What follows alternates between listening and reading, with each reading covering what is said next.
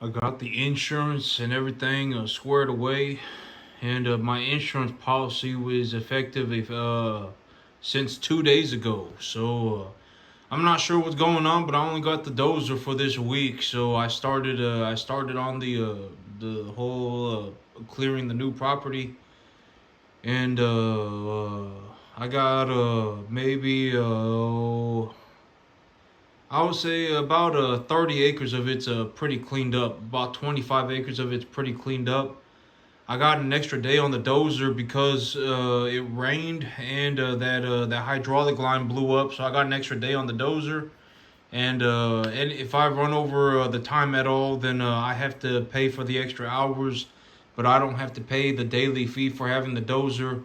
And the dozer, the rental dealership is closed on Sunday, so I get it until Monday. I was originally supposed to have it returned by tomorrow morning, but now I got it until Monday. So that's very fortunate for me. That gives me an extra day to work on clearing the property. And this dozer is expensive, and I've already rented it, so there's no reason for me to sit on my hands. It costs multiple thousands of dollars to clear property, it costs about $140 an acre to clear property. That's in rough condition. It costs about $140 an acre just to clear it, and then it costs another, maybe another, $30 an acre to it costs another $30 an acre to herbicide it one time. And realistically, I'll have to herbicide the field at least 2 or 3 times before the trees are effectively done for good. So a lot of this stuff's gonna take a long time. A lot of this stuff's gonna take time. There's nothing that can really be done about it. It's gonna take time for the herbicide to work. Sometimes the few of the herbicides, if I go and when I spray the field, I really want to use a mixture. I want to use a mixture of herbicides because for me to spray the field, I'll be spraying it with a drone. I'll get a guy with a drone out there to spray the field. I'll get a person out there with a drone to spray the field, and when they spray it one time, I want them to use a mixture of chemicals just to get like a pre-emergent effect. I want to get a foliar effect, and I want to get a soil effect. So I want the plants to take it up via the foliage. I want the plants to take it up via the roots, and I want the seeds to not germinate. So I'll have to use a variety of herbicides. It'll probably be something like Duracore, maybe something like Remedy, and maybe something else too. But it'll be maybe some 2,4-D in there or something. This guy with the herbicide, he's got an herbicide license, so he can buy 2,4-D. He can buy the 2 gallon jugs of 2,4-D. I'm not exactly sure but he said he's gonna come out on Monday and take a look at the field, and he's going to map out the field and get a total idea for the acreage, and then we can discuss an idea of the herbicide that I will use. And so I really want to use a mixture of herbicides because I might as well, right? If I have him out there with the drone, and I got these trees everywhere, and these trees, they got pretty extensive root systems. This is also why I want to get a root effect. These trees, they have large root systems, and even when I bulldoze the tree out of the ground, it will rip that middle of the tree out, but they will still have a bunch of branched out roots all over the ground. And those branched out roots will effectively act as an energy source, and it will sprout a new little tree anywhere that there are roots in the ground. So I'll actually, if I don't herbicide the property, within 5 years, the trees will come in even thicker. There will be more trees on the property than there are today. All right, there will be substantially more trees than there are on the property today if I don't herbicide the field. And I'll have to herbicide the field probably 2 or 3 times over the course of maybe 2 years for the herbicide to work properly. and then after that point, it'll be about maintaining the field so that the trees don't grow back, don't reestablish on the field. And so here in about 2 weeks, I will be starting to re-expand the herd. I'll start fertilizing some grass, and I would anticipate that within 2 weeks or so, I will be ready to go, and I will be running more cattle. I will be expanding the herd. I will be taking the animals out to the different fields, and also this giant field. Well, I'll have the guy. Tomorrow I have a guy that's going to be driving the dozer, and I'll have him go around the entire field one time to clear up the fence line, so I can take a look at the fence line. But today, I did go out to the pond. I did take a look at the pond, and the pond is real nice. I got a big old pond out there, and so I'll get the guy to go around the property one time so I can check the fence line, and I'll thoroughly applicate herbicide on the property and I probably will not be able to clear all of the property by tomorrow, and but at least the herbicide will stop the trees from growing any bigger. All right, it will the very least it will stop the trees from growing any bigger, and it will probably kill the trees. But even if it doesn't, it will stop the trees from growing any bigger. It'll stunt the growth of the trees, and so that'll give me an extra year to get everything. I'll probably have to get the dozer out there again, and that's going to cost a good bit of money. And I'm going to clear up the land. I will clear up land as I need it. I'm not going to clear it all up at once. That's going to cost a large amount of money, and you never know. They could end up selling the property next year, and then I'm SOL, right? So I'm just protecting myself from any turnaround situation too. You never know, right? I mean, you never know. So you know, I'm not gonna go and clear up the entire property unless unless they pay me a large amount of money. And at the end of the day, nobody's paying me to do anything. All right, you're not gonna pay me. Nobody's gonna pay me to do anything. All right, I make plenty of money. I don't care about your worthless deal. All right, nobody's paying me to do anything. My labor is very expensive. Nobody, you effectively just take your deal and die with it. I don't care. In terms of a couple of deals, I've been taking a look at a couple of deals here and there, and I found about another. I found about another 200 acres of land, about an hour and 20 minutes away. I found another 200. I found another 200-acre lease, about an hour and 20 minutes away. But that's a bit out of the way. But it is 200 acres. And I did also find another 900-acre lease, but that one was about another hour and 45 minutes away, and so that's a little bit too far for me. But it was 900 acres, and then I found another one that was 200 acres, and it's up north, about an hour and 20 minutes away.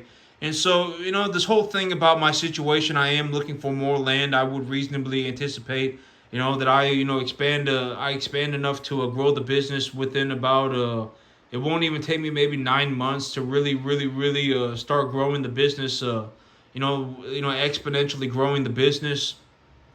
And and if it comes down to it, I'll just find that there are a lot of people with land all over the place. All right, land is not some very rare asset. Land is everywhere. Land is everywhere. There are a lot of people that are leasing out their properties. I found another. I found another 1,100 acres. Well, realistically, it was about another, maybe about another 1,400 acres of land. So maybe another 1,200 acres of land. About 1,200 acres of land. I found another 1,200 acres of land that I could lease. But I mean, they were kind of out the way, so I didn't really want to fiddle fart around with that. And so, that's the whole thing about with what I got going on. I've been taking a look at more deals, and I am clearing the new property. I've probably got about, by tomorrow, I will probably have about I'll probably have about 70 acres cleared by tomorrow. I'll probably have about somewhere between 50 and 70 acres cleared tomorrow, and then I'll have to herbicide everything, and then that'll put me at about I'll have about 200 acres. Oh, and then I got that other 50-acre field that I got to go look at. That'll be about 250, 275 acres that I can work with. And in all honesty, sometime between now and next year, I'll be looking for more leased land. I will be looking for more land, but between now and next year, and if I still have this 200-acre lease next year, I got a 5-year contract on it, but on the contract it says if the owner decides to sell the property, she can give me a 3 month notice and sell the property. And so if they end up selling the property, then I'm SOL. So I'm only gonna clear up as much as I need. But if I still have the property next year, then I will clear up more land. I will go ahead and herbicide everything to at least stop everything from growing. All right, I will stop everything from growing, and that will get everything ready for next year. If I still have the property next year, then I will clear up more land. I can probably clear up the rest of it, and I could probably clear up about half of it this year, and then I can start farming it. I can make my money on it, and then I can see where it goes. But I found more lease properties. I did find about another 1,100 acres of lease properties, and this is also what I mean by if you just go on Facebook Marketplace and you look up farmland leases, they're all over the place. All right, land is not some it's not some like hard to find asset. There is land everywhere. All right, if you legitimately are looking for land, a very realistic place to find it is on Facebook Marketplace. This is where I find all my deals. On Facebook Marketplace, I legitimately found about 1,200 acres of lease land in the last month. All right, in just the last 2 weeks, in like the last 2 or 3 weeks, I found 1,200 acres of lease land. All right, and none of these properties are expensive. All right, none of these properties are expensive.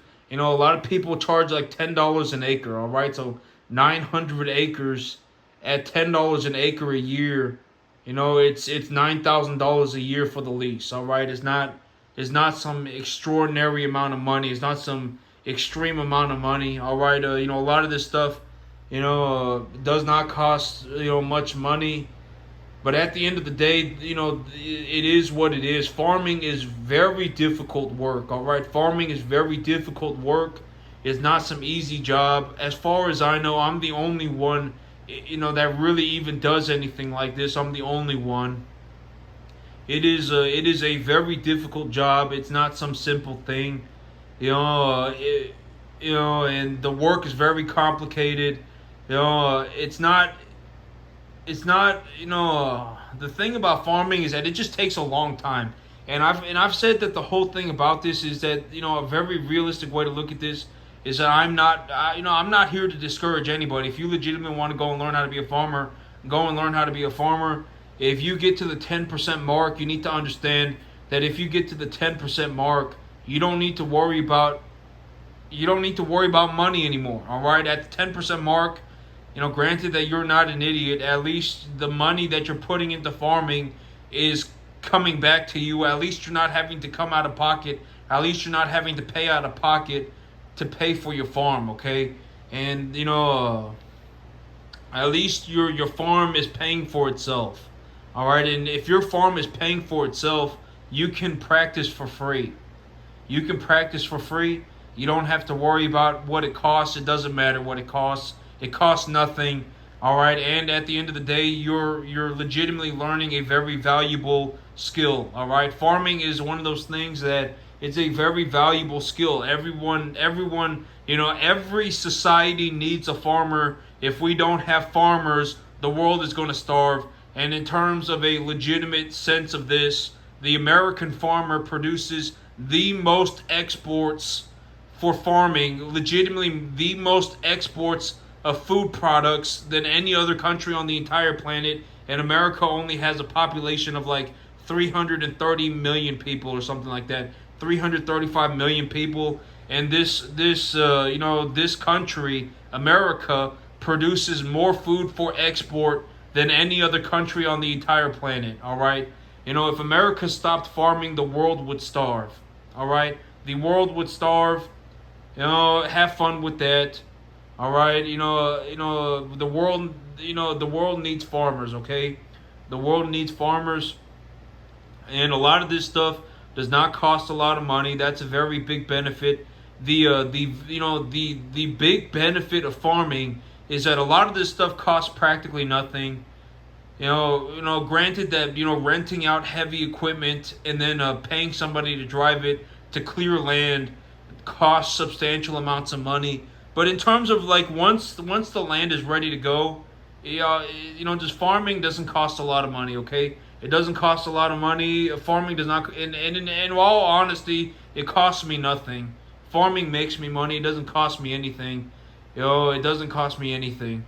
So, but farming doesn't really cost anything. I mean, realistically, it costs nothing. I mean, if you legitimately consider everything as an expense, then yeah, it's going to look like it costs hundreds of thousands of dollars. But nothing costs anything, all right? If I want to buy more cattle, I'll buy some cattle, I'll raise them, and then I'll sell them at a higher weight, and I will go and buy more cattle. All right, my equipment, the cattle pay for everything. The $500, the $1,000 a month that I need for fertilizer, the cattle pay for it. It doesn't matter. It honestly doesn't matter. All right, everything effectively costs nothing. But that's the big thing about farming, and the whole thing about it is, I've spoken about this. All right, money's not an opinion. All right, a very honest way to look at this, a very sincere, a very realistic way to look at this is if you're not even doing 10%, if you're not even doing 10%, like if you're not even managing to do well enough to at least have your farm pay for itself, if you're not even getting to that point, right? If you're not even getting to that point, and stably, all right, you can stably get to this point. If you make money 1 year out of 3 years, then congratulations, you're not at the 10% mark. All right?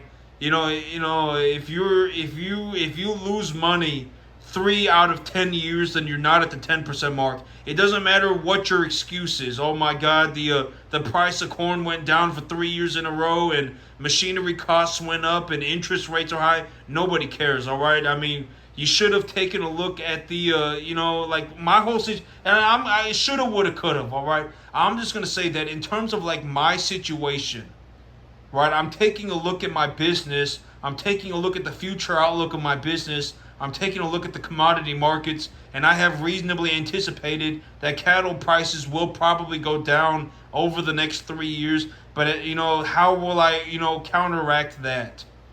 Right? Well, I can take my feed costs borderline negative. I can start making money on the feed. When it boils down to it, I can even bale hay and sell it to a wholesaler. I am looking for more land. I will probably find more land. All right, I will probably find more land, and and et cetera, et cetera. All right, like if you're sitting there and you're growing corn, and the only thing you're doing is growing corn, and you're losing money, and you're looking at it, and you're just losing more money, and you've lost money, then that's not good. All right, I mean, you should probably take a look at your business and figure out what's going on. All right, if you have a bunch of corn, I mean, realistically, I mean, you should, I mean, because that's the whole thing. But it's a difficult situation, because the thing about corn is that the machinery that you need machinery to harvest it. All right, you need machinery to harvest it.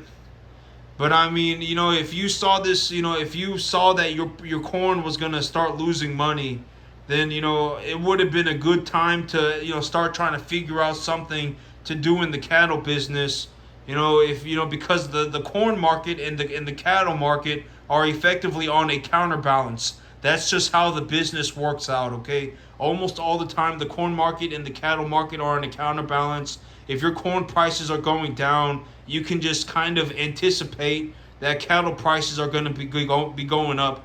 But that's the thing, is that you can't just become a cattleman overnight. And if you're running some massive corn operation that's going underwater, for you to save that corn operation by starting yourself a cattle business, I mean, you would probably have to run at least 200 head of cattle. Like if you're running a 1,000 acres of corn, and you got 1,000 acres of corn, and it's like by the time from when you planted it until when you harvested it, the corn just kept going down in value. Your machinery costs are high.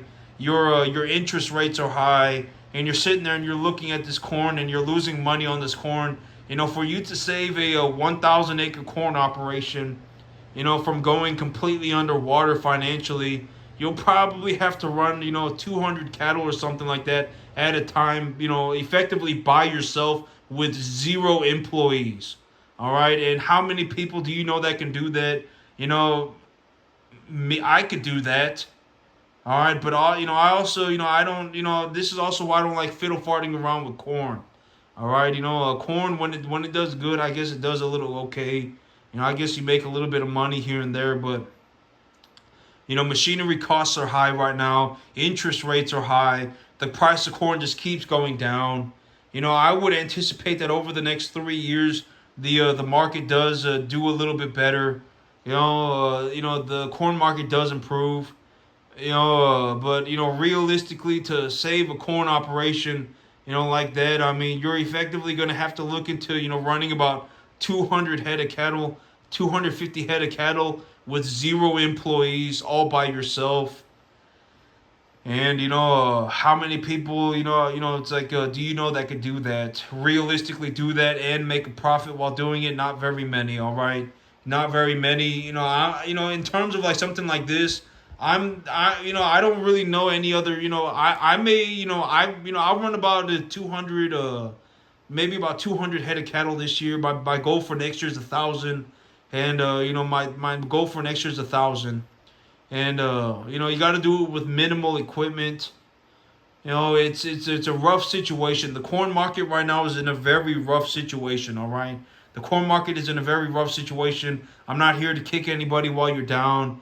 The corn market is a rough spot, and but if you're losing money, if you lost money for 3 years in a row, I mean that's that's really not good. All right, I mean maybe you should figure something out, because there's a very realistic possibility that something like this realistically happens again in the future. Okay, there will be times when the market goes down for extended periods of time. I actually anticipate that it will happen at some point with the cattle market as well. I do anticipate that it will happen with the cattle market, and maybe as more of these corn guys become desperate, and the years pass on, and I don't know, maybe more of them get into the cattle business. But the cattle business is an entirely different animal. It's an entirely different beast, as they say, than the corn market. All right, growing corn and running beef cattle, it's two completely different things. Two completely different things. All right, it's the nature of the beast. All right, it's just different things. And so, but if you're losing money in the corn market, I mean, and if you lost money for the last 2, 3 years in a row, I mean, maybe you got to figure it out, because realistically, this is going to happen again. All right, and it'll take you, but and a lot of people, even in the beef industry right now, a lot of people are not just making, a lot of people are not doing exceptionally well. I'm the rare exception. I am the rare exception. I do what I can, to show you how I do it, and to give you a realistic idea of what it looks like to be thriving in the beef market. I do very well for myself. I make a large amount of money. I effectively have endless opportunity, all right? I don't want anything from anybody, trust me. Whatever you think about your worthless deal, I don't care. I guarantee it, I don't care. All right, take your deal and throw yourself into a hole. Nobody cares about your deal. All right, I definitely don't care about your opinion. My whole thing about this is, if you have a bunch of worthless opinions and you have nothing to show for it, nobody cares. All right, nobody cares. And at the end of the day, I actually do this stuff in real life. I actually do it, so that's it is what it is. I actually do this stuff in real life. It's not my opinion.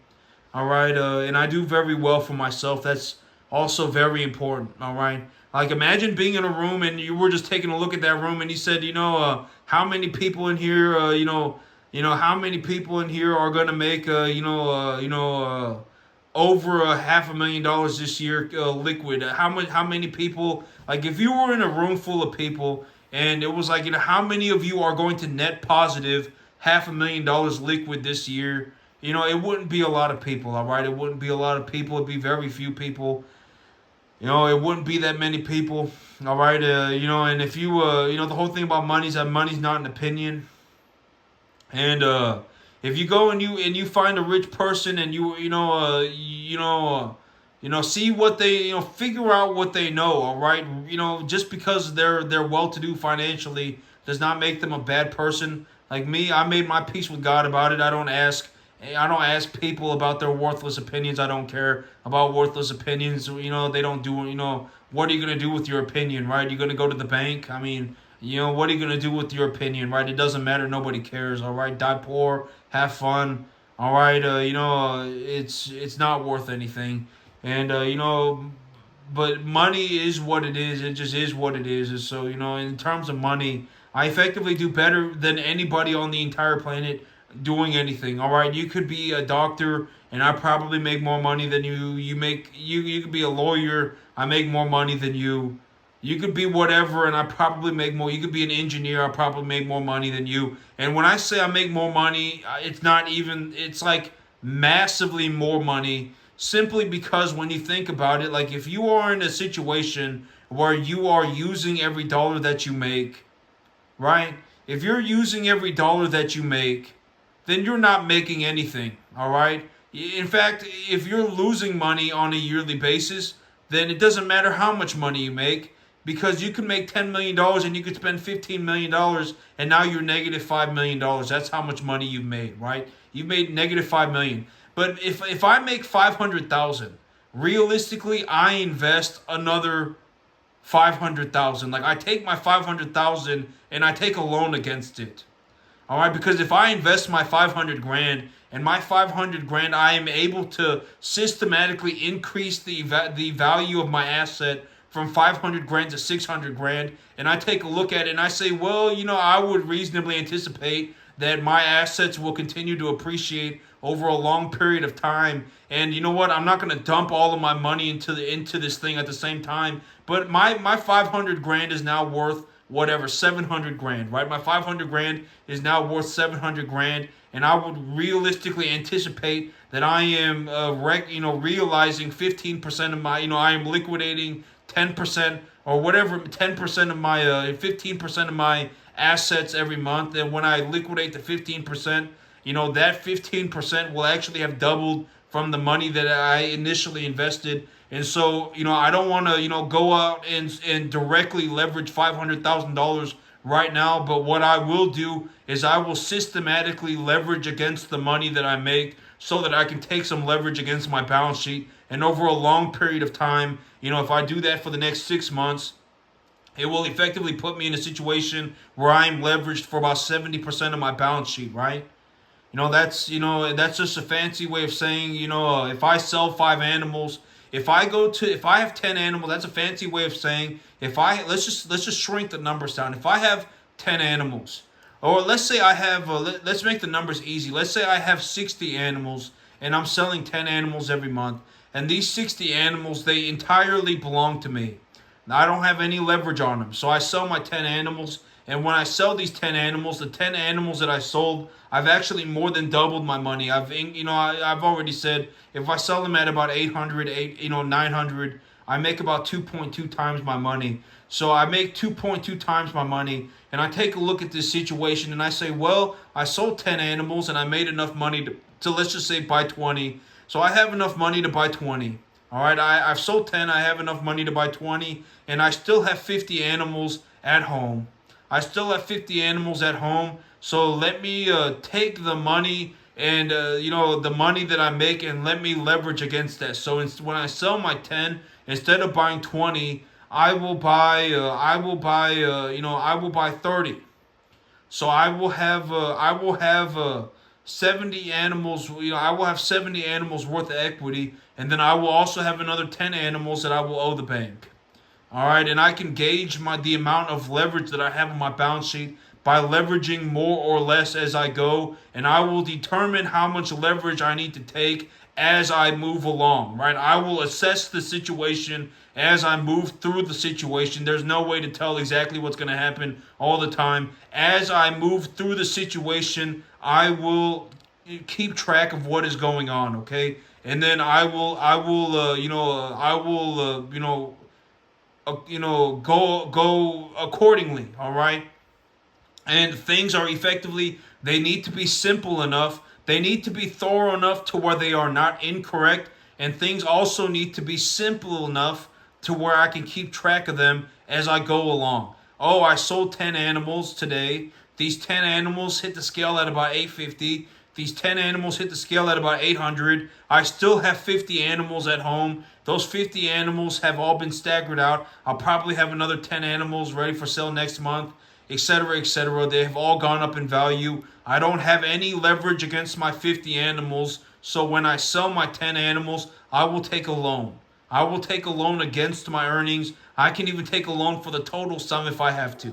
Right? If I took a loan for the total sum, I would sell 10, I would buy 20, and then I would take another loan for another 20, so I would buy 40. At that point, I would have 80 animals, or excuse me, I would have 70 animals worth of my own money, and I would have 20 animals worth of the bank's money. All right, so I would have 90 animals total, and as I move along, I can keep track of the balance sheet, see how much leverage I have, and determine what I need to do as I move along. There's no way to know exactly what's going to happen. So it's very important to have these ideas in place. It's very important to understand how these things work so that as I move along, it's simple enough for me to keep track of, but it's not so simple that it's just effectively incorrect.